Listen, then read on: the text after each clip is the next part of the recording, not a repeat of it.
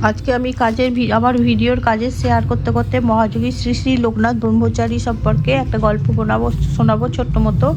একজন ব্রাহ্মণ ভক্ত তার পিতৃশ্রাদ্ধ উপলক্ষে বাবাকে তার বাড়িতে নিয়ে যাওয়ার জন্য আশ্রমে এসে খুব অনুরোধ জানায়। বাবা বলেন, আশ্রম ছেড়ে কোনো সামাজিক অনুষ্ঠানে তো আমি যাই না রে। ভক্তটি জানে বাবা যদি তার পিতৃশ্রাদ্ধের দিনে তার বাড়িতে যান তাহলে তার পিতার মুক্তি হবে। সে তখন বাবার দুটি চরণ ধরে কাঁদতে থাকে। ভক্তের কাতরতায় ভগবানের মন টলে। তিনি বলেন, আচ্ছা আমি যাব। শ্রাদ্ধের দিন নিমন্ত্রিত লোকজন আসতে শুরু করে।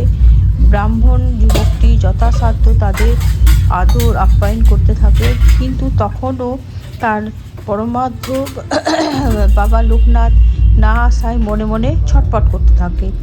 শ্রাদ্ধ কার্য সমাপ্ত হয়, নিমন্ত্রিত ব্যক্তিগণ আহারে বসে। এমন সময় কোথা থেকে একটা কুকুর এসে মিষ্টির ঘরে ঢোকার চেষ্টা করে। ভক্তটি দূর দূর করে তাড়িয়ে দেয়। আবার আসে কুকুরটি। এবারও ভক্তটি একটা লাঠি নিয়ে কুকুরটিকে মেরে তাড়ায়। পরদিন ভক্তটি আশ্রমে এসে বেদনা ভরা কণ্ঠে বললে, বাবা আপনি গেলেন না?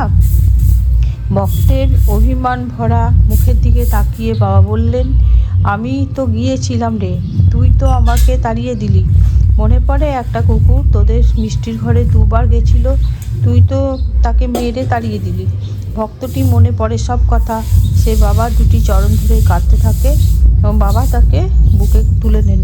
তা উনি সূক্ষ্ম শরীরে সব জায়গায় যেতে পারতেন। এই ব্রহ্মচারী সিদ্ধ মহাপুরুষ ছিলেন উনি।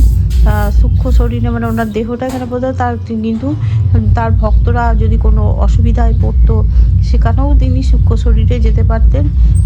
তার জন্যে সে সূক্ষ্ম শরীরেই কী ছিল, ওই সূক্ষ্ম শরীর বলতে গেলে কোনো রূপ ধরে গেছিলো, কিন্তু ওনাকে বুঝতে পারেননি। তো ওনার অনেক আমি গল্প জানি, একটা একটা করে আপনাদের শোনাবো। তো আমার দেখি আর কি কি কাজ আছে সেগুলো করে নেবো। স্নান পুজো তো আছেই। তো মোটামুটি আজ অনেক দেরি হয়ে গেছে আমার উঠতে, তো তাড়াহুড়ো করে কাজগুলো করলাম।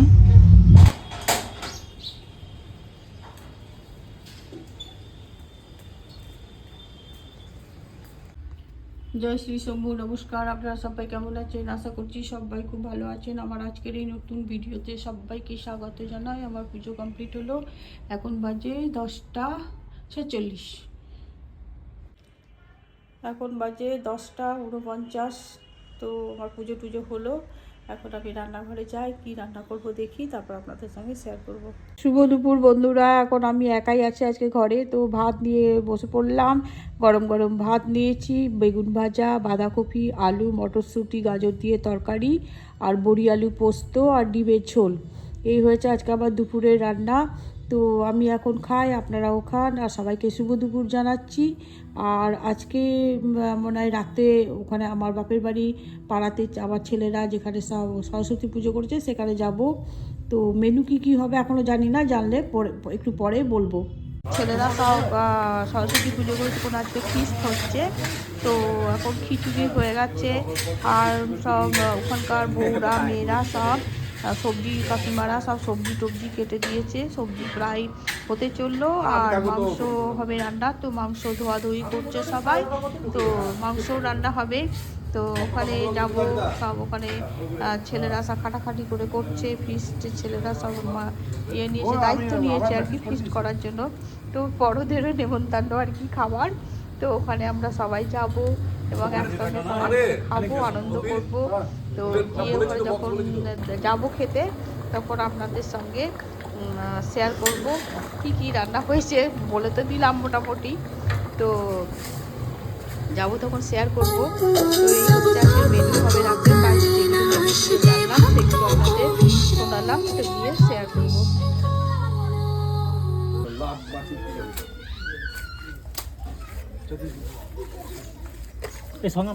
বসলাম, এবার আমরা বসে পড়লাম খেতে।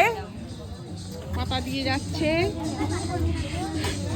বহু বছরের পুজো নাকি বলো তো কি? ছেলেবেলা সব ছোট ছোট ছিল তখনকার পুজো, ধীরে ধীরে বাড়ছে আর কি। আচ্ছা, আমরা কাল লুচি আলুর দম থেকে বাদ পড়েছি, আসেনি ছোটদের। ও আচ্ছা আচ্ছা, আচ্ছা, এই যে যে জায়গাটা খেতে বসলাম এখানে পুজোটা হতো প্রথমে ফার্স্ট। ও এবারে না, এটা চেঞ্জ হয়েছে, মানে এখানে হয়েছে, তারপর আমাদের দরজা এখানে, ওখান থেকে আবার ওই যে গ্রাম দেবতীতলা। পুজোটা যখন করিস সব কত ছোট ছিলিস বল, এখন তো সব মাস্টার হয়ে গেছিস। এই দেখি, না আর কিছু নিয়ে নেবো না।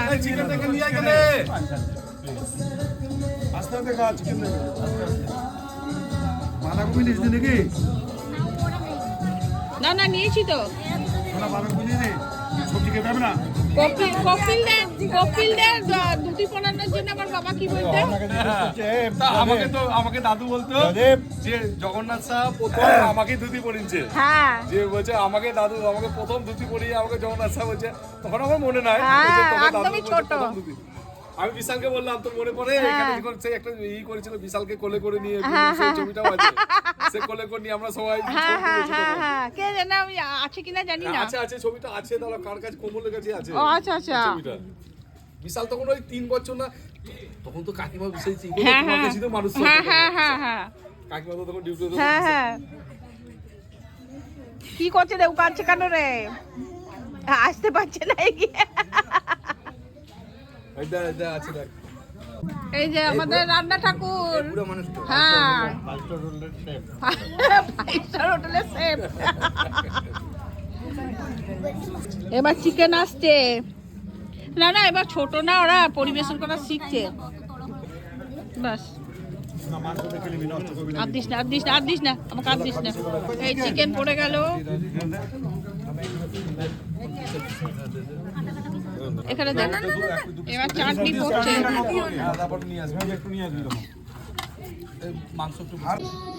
আমাদের খাওয়া হয়ে গেল। আর প্লিজ আমাকে লাইক, শেয়ার এবং সাবস্ক্রাইব করবেন। আর ভিডিওটা যেখানে রাখলাম, সবাই ভালো থাকুন, সুস্থ থাকুন এবং সাবধানে থাকুন।